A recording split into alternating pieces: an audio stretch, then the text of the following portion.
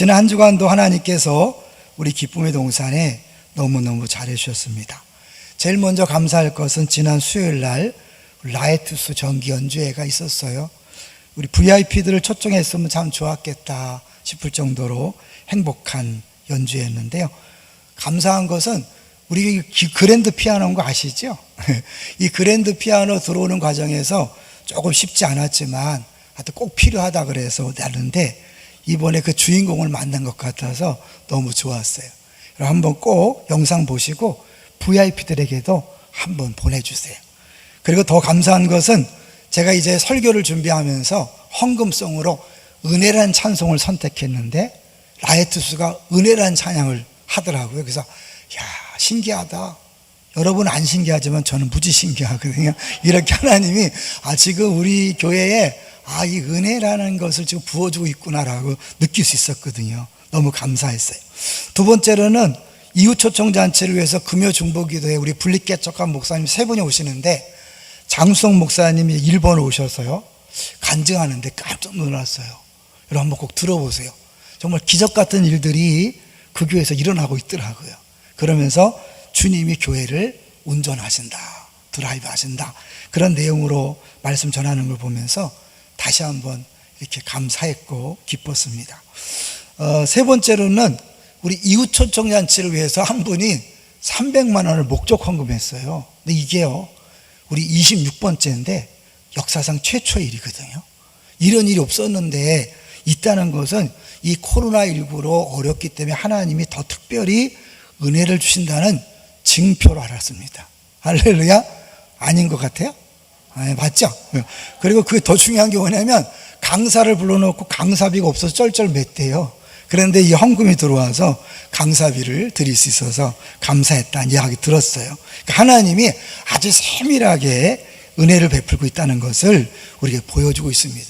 여러분 기억하세요. 지금 우리 교회 어마어마한 성령의 역사가 운행되고 있습니다. 절대로 손해보지 마시고 기도하셔서 그 은혜를 함께 누리시기를 바랍니다. 자, 이제 오늘 제목을 같이 볼까요? 오늘 제목이 뭡니까? 성령이 예루살렘에서. 지난주 기억하시죠? 성령이 다락방에서 120명 각자에게 임했잖아요. 놀라운 사건이 벌어졌는데 그 성령께서 이제 각 사람에게 임해서 이 초대교회와 성도들을 통해 어떻게 일하시는가를 오늘 보려고 그래요. 그러면서 우리가 사모함이 있었으면 좋겠어요. 초대교회에 있었던 저런 성령의 역사, 그 개인들에게 있었던 성령의 역사가 나에게도 우리 교회에도 있었으면 좋겠다. 그렇게 여러분 그 기도 제목을 삼고 기도해 주시기 바랍니다. 자, 내용을 잠깐 보면요, 이 내용을 그림으로 잠깐 이렇게 여러분에게 이야기 쉽게 준비했습니다. 1절부터 7절까지를 5개의 그림으로 봤는데요. 먼저 이제 1절에 보면 이제 구제를 막 하는 거잖아요. 사람들이 자기 걸 다 내놔서 서로 나눠주고 베풀어주는 그런 좋은 일이 있었어요. 근데 그 좋은 일이 있는데 문제가 발생했습니다. 두 번째 그림, 무슨 문제입니까? 제자가 많아졌는데 헬라파 유대인들이 자기의 가부들이 매일 구제에 빠짐으로 히브리 사람을 원망하는 거죠. 그 안에 헬라파와 히브리파가 약간의 갈등이 있었던 것 같아요. 예전에 우리 옛날에는요 동산파, 비동산파 이런 얘기도 있었는데 지금은 전혀 없죠. 근데 그 당시에도 헬라파, 히브리파가 있어갖고 자꾸 빠지는 거예요. 근데 의도적으로 빼진 않았겠죠. 한번 생각해 보세요. 왜 빠졌을까? 아무래도 주도하는 사람들이 히브리파인데 그 히브리파 사람들이 자기 가까이 있는 사람들 소식을 많이 들을 거잖아요. 그럼 그들에게 우선적으로 하다 보면 진짜 어려운 사람들, 나 어려운데 왜 안 도와주지? 그럴 수 있잖아요. 저는 우리 교회 생각해 봤어요.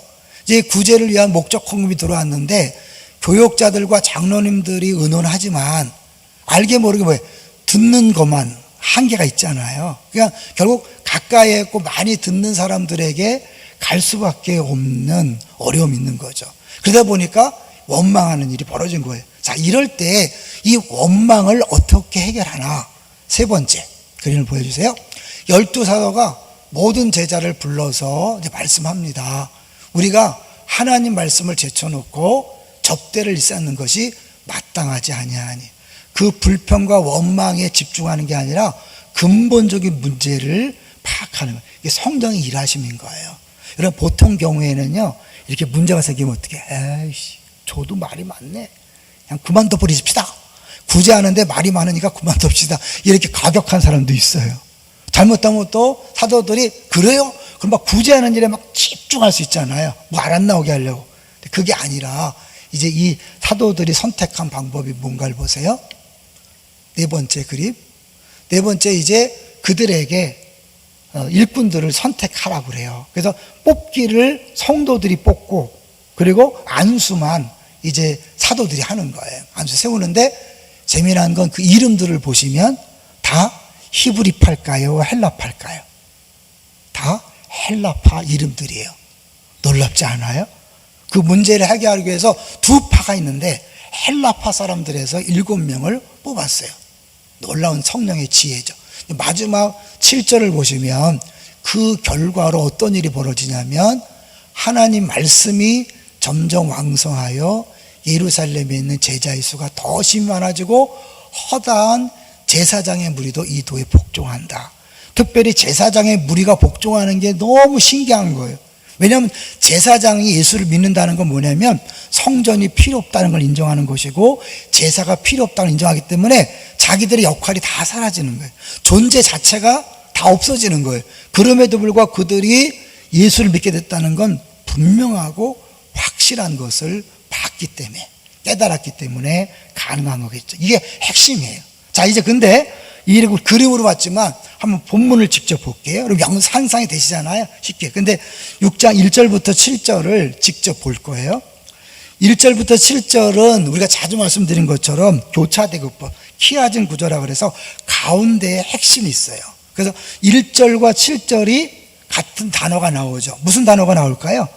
1절에 제자가 더 많아졌는데 그랬죠. 7절에 보면 하나님의 말씀이 왕성하여 예루살렘에 있는 제자의 수가 더 심히 많아졌다. 제자의 수가 많아졌다는 공통점이 있죠. 그 다음에 2절과 6절이 공통점이 있죠. 2절은 뭐예요? 12 사도가 제자를 불러서 이제 우리가 큰 문제를 발견했고 핵심 문제를 알았다. 6절 뭐예요? 그래서 사도들이 그들을 기도하고 안수한다. 사도들 얘기 나오죠. 그 다음에 3절과 5절이 짝이라는 거 알죠? 3절에 보면 형제들아 성령과 지혜가 충만하여 칭찬받는 사람 7을 택해라. 그리고 5절에 그 7명의 이름이 쭉 나오잖아요. 가장 중요한 게 뭐라고요? 4절. 우리는 오로지 기도하는 일과 말씀 사역에 힘쓰리라 하니. 사도들은 그 문제가 생겼을 때 문제에 집중하는 게 아니라 이 문제 뒤에 있는 근본적인 원인을 찾아낸 거예요. 누가 했을까요? 성령님께서 깨닫게 하신 거죠. 그 근본적인 문제는 사도들이 우리가 다 중요한 일이지만 우리끼리 하다 보니까 너무 많은 일을 짊어졌구나. 우리가 너무 많은 일을 하다가 놓치는 부분이 있구나. 그래서 정신을 차리고 뭐예요? 하나님이 우리를 세우신 가장 큰 목적에 집중하고 나머지는 또 다른 일꾼들을 세워야 되겠다. 이제 그것이 사실은 여기 말하는 이제 우리가 보통 7 집사라고 얘기하지만 본문에는 집사가 안 나오거든요. 그러니까 엄밀히 말하면 사실은 오늘날 장로님들하고 비슷한 거예요. 그 다음에 더 나아가면 안수 집사님들, 안수했으니까 그렇게 보는 거죠. 그리고 사도들은 기도하는 일과 말씀 사역에 집중하기로 결단하는 거예요. 근데 그거를 들은 모든 성도들이 뭐예요? 기뻐했다 그랬어요. 한번 볼까요? 5절을 보세요. 5절. 온 무리가 이 말을 기뻐했다. 이 말은 뭐야? 이 모든 사람들도 알고 있었던 거예요. 지금 현재 문제를 알고 있었어요. 그래서 그걸 사도들이 딱 해결책을 내니까 맞아, 그거였어요. 뭔가 문제가 있었는데 우리가 해결책을 몰랐는데 그 얘기를 듣고 보니까 딱 맞습니다. 이 성령께서 하셨다는 걸 보여주는 거죠. 잘 하셔야 돼요.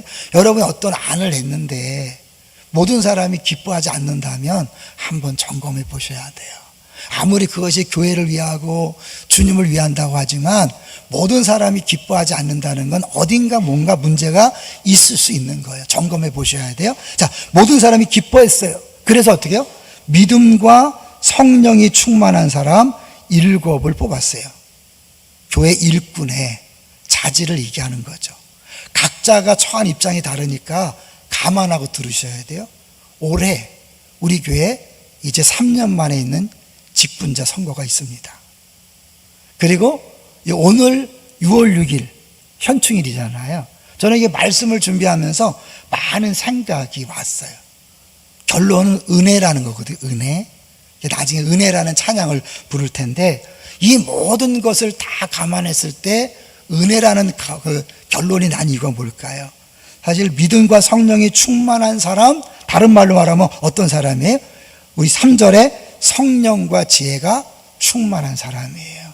성령과 지혜는 별개의 문제가 아니에요. 성령과 믿음도 별개의 문제가 아니고, 성령 공통점이니까 지혜는 뭐와 똑같아요?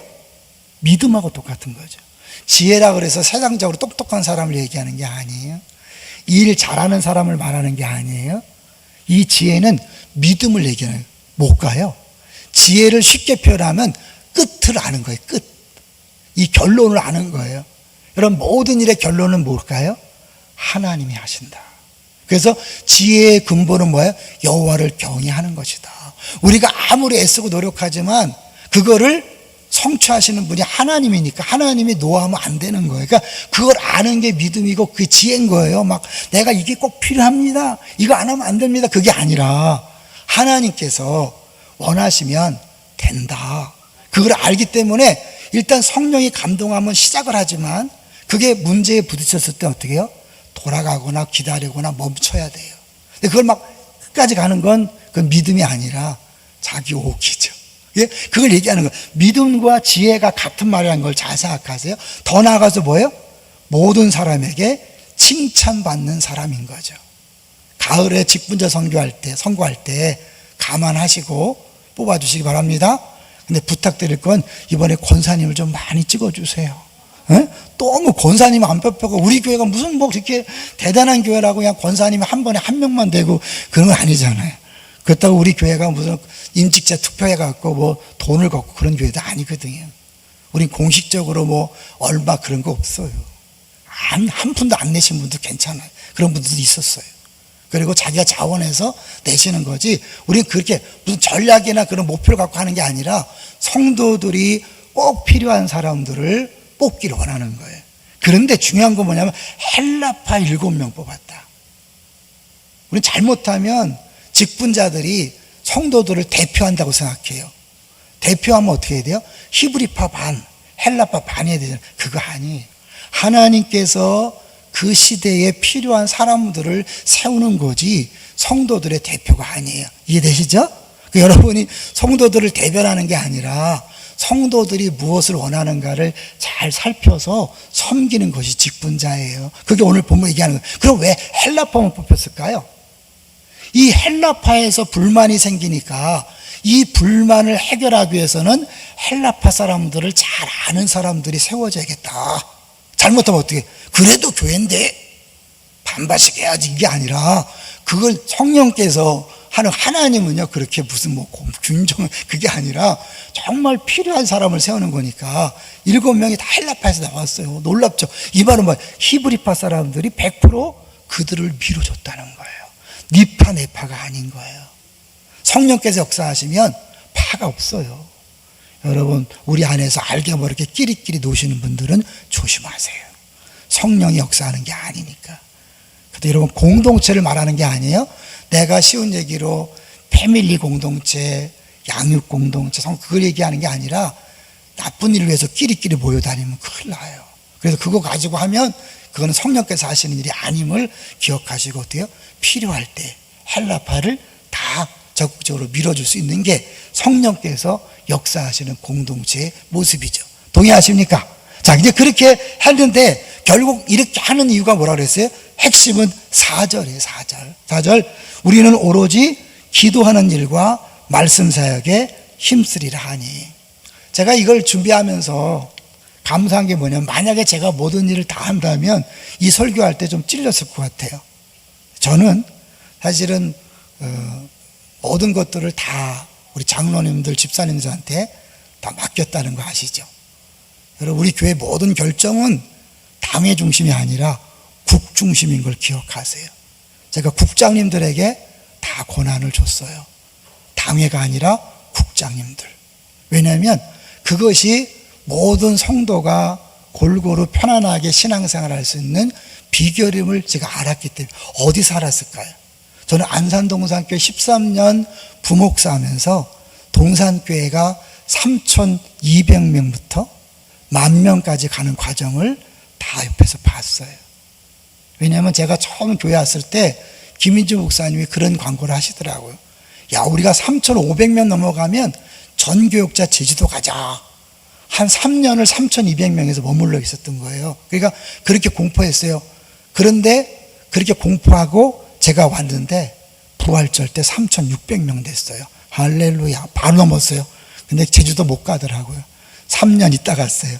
근데 어쨌든 그렇게 3,200명부터 시작됐는데 우리 분립개척할 때 거의 10,000명에, 작년이 10,000명에 가까울 때 제가 분립개척에서 나왔거든요. 그러면서 그때 김인주 목사님 국장제도를 도입하고 할 때 교육자들은 사실 많이 반대를 했었죠. 위험하다. 그런데 잘 돌아갔어요. 제가 봤어요. 그리고 저 중등부에 김인주 목사님 100% 맡겨주신 사역을 했기 때문에 그 모든 걸 보면서 성령께서 하시는 거지 사람이 주관한다고 사람이 하는 게 아니다라는 확실한 믿음이 생긴 거예요. 그래서 지금 우리 교회에서 하는 건요, 제가 노회에서 발표했을 때 사실은 노회 목사님들이 놀래요. 그래서 교회 되겠나? 네, 제가 지금 실험 목회를 하고 있는 겁니다. 그래서 제 마음속에는 늘 기도하면서 저는 이 길이 맞나요? 계속 물으면서 가고 있어요. 그렇게 15년째 하고 있는데 괜찮잖아요. 건강하게 잘 가고 있잖아요. 동의하시나요? 우리 교회가 큰 싸움 없이, 큰 분란 없이 올 수 있었던 것은 제가 말씀과 기도에 전념하도록 우리 장로님들과 집사님들이 배려해 준 덕분이고 자기 역할을 정말 충성되이 잘 감당했기 때문이에요. 그래서 은혜예요. 사실은 제가 말씀을 준비하면서 은혜다. 초창기부터 지금까지 때에 맞게 일꾼들을 세우셔서 정말 잘해주셨다 라는 생각이 들어서 은혜다. 그리고 더불어서 내가 동산교회에서 13년 동안 부목사 한 거, 그때는 정말 힘들었어요. 왜? 내 후배들도 막 담임 목회 나가는데 제가 혼자 남았거든요. 김민주 목사님이 그런 얘기 했어요. 못생긴 나무가 동산을 지킨다. 내가 못생겼다는 뜻이잖아. 그런데 결국 하나님의 그런 훈련과 준비 과정이 있었기 때문에요. 제가 거기서 뭐 들리게 중등부 때 하고 싶은 거 막 다 해봤기 때문에 목회하면서 제 하고 싶은 대로 안 해도 아무 문제가 없어요. 성령께 맡길 수 있었어요. 그리고 여기까지 왔거든요. 근데 그게 성경적인 거였던 거죠. 그래서 주의 은혜다라고 그렇게 말씀할 수 있는 거죠. 자, 그런데 왜 이 말씀이 중요하냐면 먼저요, 이런 갈등이 있게 된 이유를 한번 생각해 봤으면 좋겠어요. 이런 갈등이 왜 생겼을까요? 우리 7번을 보여주세요. 여러분, 모든 공동체는 성령이 역사하지만 갈등이 있을 수밖에 없어요. 왜요? 죄인들이 모였잖아요. 인정하셔야 돼요. 사람은 스스로 하나님 자리에 올라섰습니다. 모든 인간이 신이 되었습니다. 우리 모두 신이 되었습니다. 그래서 서로 싸우는 것입니다. 나라들도 신이 되었습니다. 각 나라는 스스로 신성시하고 있으며 자신의 기록과 역사를 숭배하고 있습니다. 모든 경쟁의 이유가 여기 있습니다. 사실 우린 남북전쟁이 일어난 거나 우리 북이 일어난 거나 뭐 2차 대전, 1차 대전, 모든 전쟁, 작게는 이런 우리 안에 갈등, 모든 것들은 각자가 신이 되어서 가장 높은 자리에 있다 보니까 싸움이 나는 거죠. 서로 섬길 마음이 있다면 싸움이 나지 않겠죠. 여기 이제 큰 비밀이 있어요. 사실은 이제 초대교회가 로마 제국을 변화시켰잖아요. 어떻게 그것이 가능했을까요? 잠깐 7절을 먼저 가볼게요. 7절을 보세요. 이렇게 사실 사도들이 다시 처음으로 돌아가서 말씀과 기도에 전무하고 나머지 사역을 일꾼들에게 맡겼을 때 어떤 결과가 왔냐. 7절에 보니까 하나님의 말씀이 점점 왕성하여 예루살렘에 있는 제자의 수가 더 심히 많아지고 허다한 제사장의 무리도 이 도에 복종하니라. 아, 제사장도 왔다니까 굉장한 성령 역사구나. 맞아요. 그런데 그 정도가 아니에요. 제사장이 예수를 믿으려면 잘 알겠지만 그 제사를 필요해서, 제사를 위해서 세 가지가 필요한 거 아시죠? 성전이 필요하고 제사장이 필요하고 제물이 필요해요. 예수님이 성전으로 오셨어요. 자신이 제물로 오셨어요. 자신이 제사장으로 오셔서 뭘 한 거예요? 우리들의 모든 죄를 짊어지고 하나님 앞에서 속죄의 죄를 드린 거죠. 거룩을 내기죠. 그래서 우리의 죄가 다 사라진 줄로 믿습니다. 이걸 믿기 때문에, 이걸 믿으면 뭐예요? 이제 성전이 필요 없는 거예요. 진짜 성경 왔으니까 제사가 필요 없는 거예요. 제사장들이 자기의 모든 것들을 다 버려야 되는데, 포기해야 되는데 어떻게 그것이 가능할까요?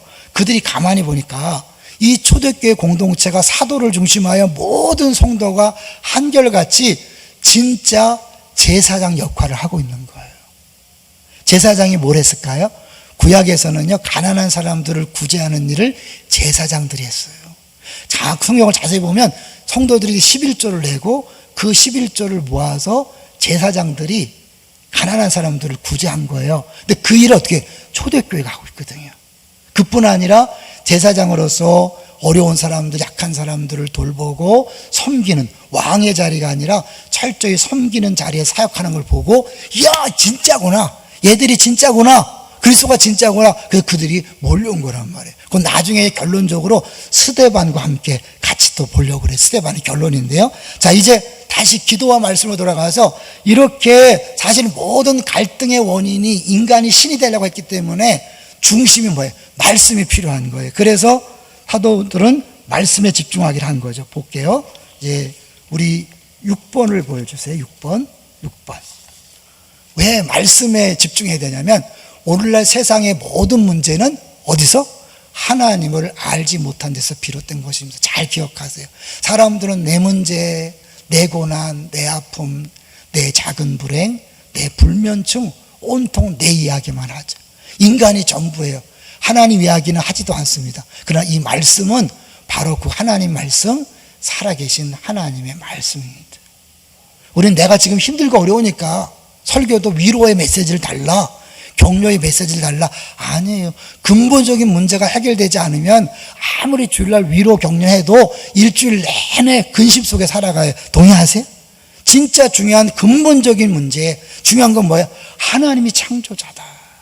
하나님 우리를 사랑하신다. 예수 그리스도를 우리가 공헌했다. 이 모든 세상은 그분이 주관한다. 하나님이 우리를 사랑하기 때문에 가장 좋은 걸 주신다. 할렐루야. 근데 그것을 방해하는 게 죄다. 이런 부분을 가르쳐 드려야 정식으로 진짜 내 진짜 문제를 깨닫고 회개할 때 행복이 오는 거예요. 만족이 오는 거예요. 그래서 말씀이 중요한 거예요. 그 다음에 기도를 강조하잖아요. 왜 기도를 강조할까요? 사실 오늘 본문에 보면요, 이 단순히 기도가 나를 위한 기도가 아니에요. 왜냐하면 요 기도하는 뭐라 하세요? 기도하는 일과, 4절을 보세요. 기도하는 일과 말씀 사역. 그래서 이걸 원문을 보면 정관사가 붙어 있어요. 기도하는 일, 말씀을 전하는 일. 근데 요게요, 요 단어가 6장 1절을 보시면 내일에 구제할 때 쓰는 단어와 똑같은 단어예요. 그러니까 결국 초대교회에서 사도들이 말씀 사역과 구제를 비교하는 게 아니에요. 똑같은 봉사예요. 똑같은 섬김이에요. 그런데 가장 우선적인, 무엇을 보다도 포기할 수 없는 사역이 말씀 전하는 일과 그리고 기도하는 일이다, 그런 거예요. 믿습니까? 그럼 결국 우리들도 뭐예요? 우리들 신앙생활에 가장 중요한 거, 포기할 수 없는 게 말씀과 기도인 거예요. 그걸 놓치면 안 돼요. 근데 그 기도는 더 나아가서 어떻게 해요? 제사장으로서의 기도, 다른 사람을 위한 기도의 자리까지 가야 되는, 그건 이따 스데반에서 더 자세히 말씀을 드릴게요. 그러니까 기도를 볼게요. 왜 기도가 중요하냐? 9번 보여주세요. 9번. 사도들이 기도를 강조한 이유는 자신들이 무능하기에 하나님의 능력이 절대 필요하다는 사실을 깨달았기 때문입니다. 자신들의 희망은 오직 하나, 하나님의 능력으로 충만해지는 것임을 알고 있었습니다. 그래서 계속 기도에 전무했던 것입니다. 우리의 노력이나 방법이 아니라 성령 충만해야 내 안에 하나님 나라가 이루어지고, 그랬을 때 내가 이웃에게 구제하고 이웃을 온전히 섬기고 용서할 수 있는 거예요. 다시 얘기하지만 부부간에 갈등이 있고 사람들과 관계가 자꾸 깨어지고 부모 자식 간에 아픔이 있을 때 우리끼리 노력하자, 그게 아니에요. 성령 충만을 구하세요. 성령 충만하면 자연스럽게 신이 되는 게 낮아져서 기쁨으로 섬기는 거죠. 왜냐하면 예수 그리스도가 나에게 하신 일에 자꾸 집중하면서 그 감사 때문에 하지 말려도 하게 돼 있거든요. 또 하나 기도 10번을 볼게요. 이들은 이미 성령 충만했어요. 그런데도 왜 기도를 강조할까요? 여러분, 성령 충만은 한 번으로 끝나는 게 아니에요.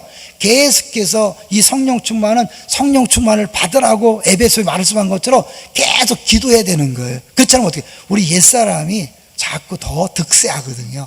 성령 충만한 사람들은 기도가 지극히 본질적인 일이라는 사실을 압니다. 왜냐하면 성령은 계속해서 공급받아야 하기 때문입니다. 기도하지 않는 분은 직분자가 되면 안 돼, 사실은. 왜냐요? 자기 힘으로 하니까. 그건 100% 인간의 일이지 주님의 일이 아니잖아요. 믿습니까? 여러분이 가을에 직분자 선거할 때 예배 생활, 기도 생활 어떻게 하는가를 잘 보시는 게 중요해요. 친하다고 찍고 일 열심히 한다고 찍는 게 아니라 그 사람이 정말 말씀과 기도에 집중하느냐, 그것들을 보고 찍어야 교회가 건강해질 수 있어요. 동의하시죠? 이걸 보여주는 거예요. 사실 우리가 하나님께서 이런 본문을 주셨다는 것은 우연이 아니잖아요. 이제 우리가 지금부터 기도하셔야 돼요. 만약 여러분이 직분을 사모한다면 지금부터 말씀과 기도에 집중하세요. 그리고 하나님이 인정하시면 여러분 뽑힐 거예요. 근데 명예로 알고 하신다면 시험에 들 거예요. 여러분, 명예가 아니에요. 철저하게 말씀 전하는 것과 기도하는 일에 여러분이 집중할 수 있어야 돼요. 그리고 나서 또 구제도 하는 거죠. 사도들이 하고 그러는데, 지금은 사실 사도들이 따로 없잖아요.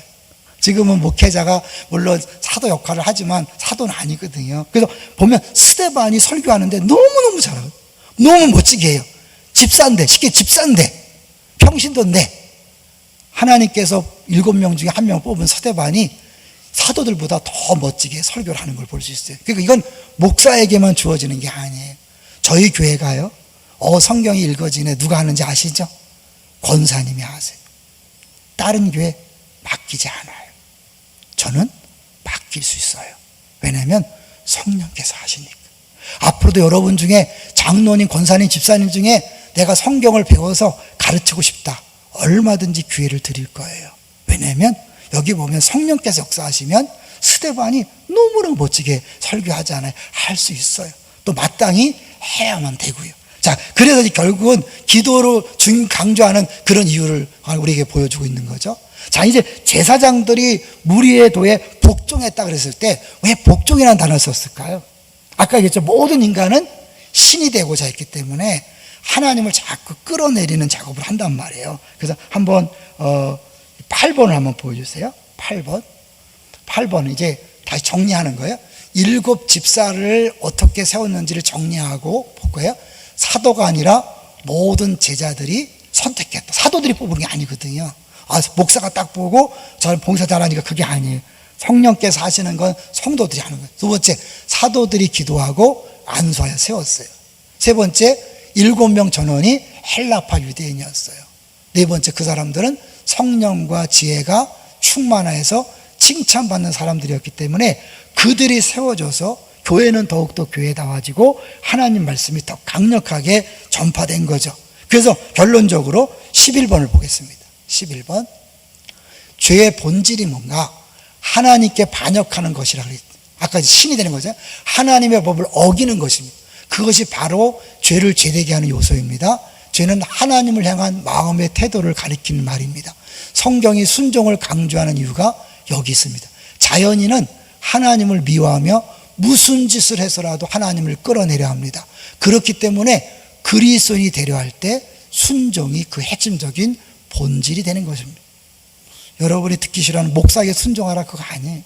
하나님 말씀에 순종하고 여러분 안에 있는 주님께 순종하는 거예요. 예수 믿는다는 건 두 가지라 그랬어요. 첫 번째 뭐예요? 예수님이 나의 구주이심을 믿는 거예요. 나를 위해 십자가에 죽으시고 부활한 구주이심을 믿어요. 그건 다 믿어요. 너무 좋아요. 두 번째, 그분을 주인으로 모셔드렸잖아요. 그분이 나의 주인이에요. 내가 주인이 아니에요. 내가 그리스도와 함께 십자가에 못 박혔나니 그런즉 이제는 내가 사는 것이 아니다. 나는 죽고 내 안에 예수만 사는 거예요. 그래서 아까 얘기했잖아요. 성령이 역사하는 사람, 내가 성령이 감동해서 일을 시작했어도 성령께서 야 멈출 수 있어야 돼. 네가 양보해, 네가 손해봐, 네가 자기를 부인해, 이런 소리를 성령께서 계속 하는 거죠. 야, 네 뜻을 끝까지 밀어붙여. 이거는 사단이 하는 거죠. 그죠? 성령은 철저하게 자기를 부인하게 하고 자기 십자가를 지게 하는 게 예수님의 그런 뜻이니까 성령 그렇게 하는 거예요. 부부 사이에도 철저히 죽게 만드는 거예요. 공동체 사이에 죽게 만드는 거예요. 여러분, 우리가 성질내고 화를 내는 건 뭐예요? 100% 성령 역사가 아니라 내 혈기 역사인 것을 기억하세요. 자, 철저하게 성령의 복종에서 하니까 뭐예요? 그들의 모습을 보고 이 제사장들이 야, 여기 진짜가 있구나, 진짜가 있어. 그래서 그들이 인정하는 거예요. 이제 12호 좀 이따 보고요. 자, 드디어 이제 스데반에 대해 볼 거예요. 이렇게 세워진 7명 중에 한 명인 스데반이요, 이 구제하는 일을 넘어서 이분이 성령의 역사하니까 막 회당마다 가서 말씀을 막 전하는 거예요. 그 사람들이 막 화가 나갖고 이놈을 죽여버리겠다, 거짓 증인을 세워서 막 죽이기로 하는 거예요. 자, 그런데 15절에 보니까 그렇게 막 죽이려고 하는 사람들 앞에 이 스데반의 얼굴이 어땠나 보세요. 자, 6장 15절 시작. 공회 중에 앉은 사람들이 다 스데반을 주목하여 보니 그 얼굴이 천사의 얼굴과 같더라. 여러분, 그렇게 사람들이 살기등등한데 얼굴이 천사와 같대. 어떻게 가능할까요? 성령 충만했으니까 가능한 것. 왜 앞에 7집사 얘기가 나오고 스데반 얘기가 나올까요? 그 스데반이 어떤 사람인가를 먼저 보여주고 그 중에 한 명인 스데반이 이렇게 사역했다는 것은 모든 7집사와 그 당시에 모든 성도들이 이렇게 살았다는 걸 보여주는 거예요. 그렇기 때문에 제사장들까지도 돌아올 수 있었던 거죠. 자, 그런데 이 스데반이 이렇게 설교했을 때 그 말을 듣고 사람들이 마음에 찔려 회개한 게 아니라 뭐예요? 돌을 들어서 스데반을 죽이려고 했어요. 자, 7장 54절 보겠습니다. 7장 54절 시작. 그들이 이 말을 듣고 마음에 찔려 그를 향하여 이를 갈건을 막 이를 가는 거죠. 득득 갈면서 죽여버린다는 거잖아요. 55절. 그런데 그 상황에서 스데반이 뭘 하나 보세요. 스데반이 성령 충만하여 하늘을 우러러 주목하여 하나님의 영광과 및 예수께서 하나님 우편에 서신 것을 보고. 성경에 예수님 하나님 우편에 있다는 것은 신학적으로 하나님이, 예수님이 중보자로서 제사장의 사역을 한다는 것을 의미해요. 그러니까 예수님이 우리의 죽으시고 부활해서 끝이 아니라 승천하셔서 하나님 보좌 우편에서 끊임없이 우리를 위해서 기도하고 있다. 할렐루야. 그분이 기도하고 있기 때문에 우리는 잘 될 수밖에 없어요. 네? 잘 될 수밖에 없어요. 할렐루야.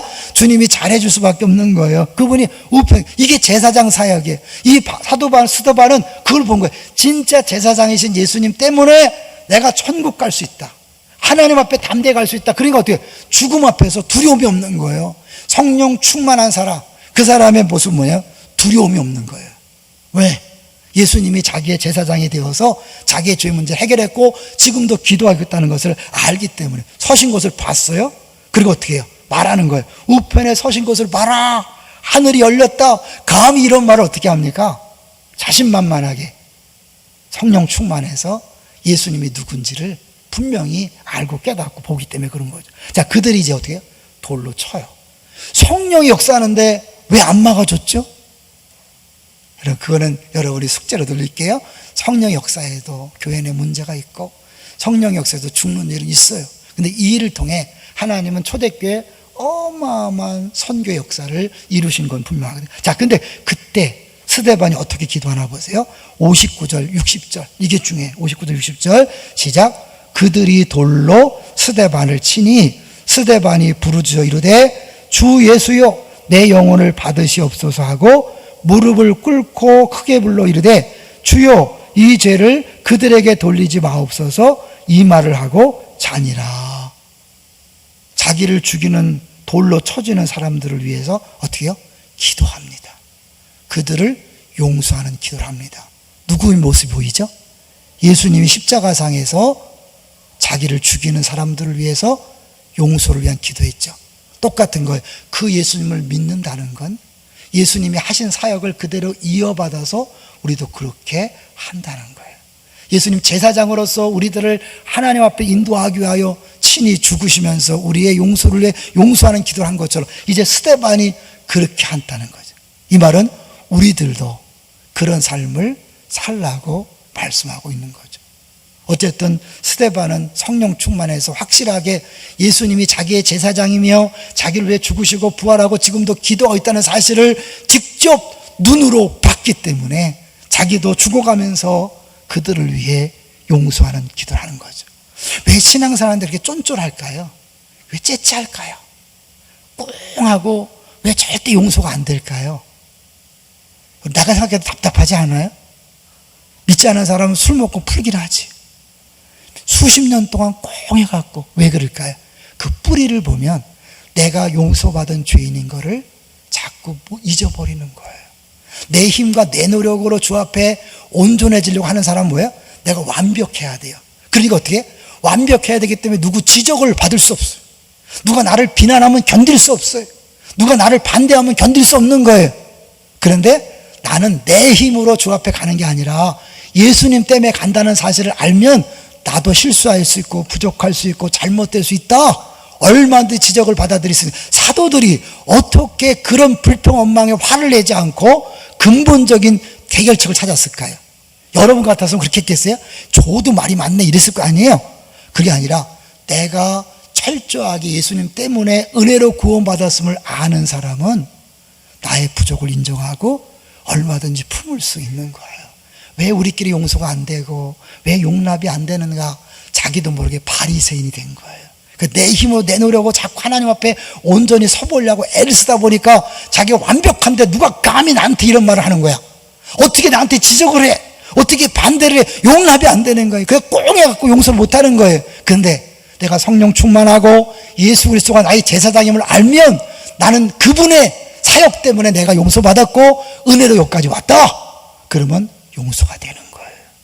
그들을 위해 기도할 수 있는 거예요. 믿습니까? 그런 사역을 초대교인들이 다 했기 때문에 제사장들까지 돌아왔고 로마 제국이 변화될 수 있었던 거죠. 우리도 할 수 있을까요? 할 수 있죠. 왜요? 성령 충만하면 되니까. 그래서 우리가 기도하자는 거예요. 지난 한 주간도 성령 충만을 기도했지만 우리 한 주간도 이 스데반의 모습을 보면서 사도들의 모습을 보면서 우리 교회가 성령 충만케 해 주옵소서. 우리 한 사람 한 사람이 성령 충만케 하옵소서. 마지막 하나의 글을 읽고 마칩니다. 12번 보여주세요. 여러분 이런 질문을 받았으면 좋겠어요. 사람들이 여러분을 보고 놀라움을 표시할 때가 가끔 있습니까? 여러분의 얼굴이 천사의 얼굴처럼 보인다고 말할 때가 종종 있습니까? 사람들이 여러분을 찾아와서 당신의 삶의 비밀이 무엇입니까? 당신에게 나타나는 그 평안과 평온과 평정의 근원이 무엇입니까? 어떻게 해야 나도 그것을 얻을 수 있을까요? 라고 묻는다면 전도는 쉽죠. 예수 믿고 성령 충만하면 돼요. 저절로 되는 거죠. 이걸 위해 기도하자고요. 내가 애써서 빗대려고 소금 내려 하지 마시고 전달하려고 애쓰지 마시고 주님 성령 충만해서 다른 사람들이 먼저 질문하게 주옵소서. 이제 바로 우리 찬양하려고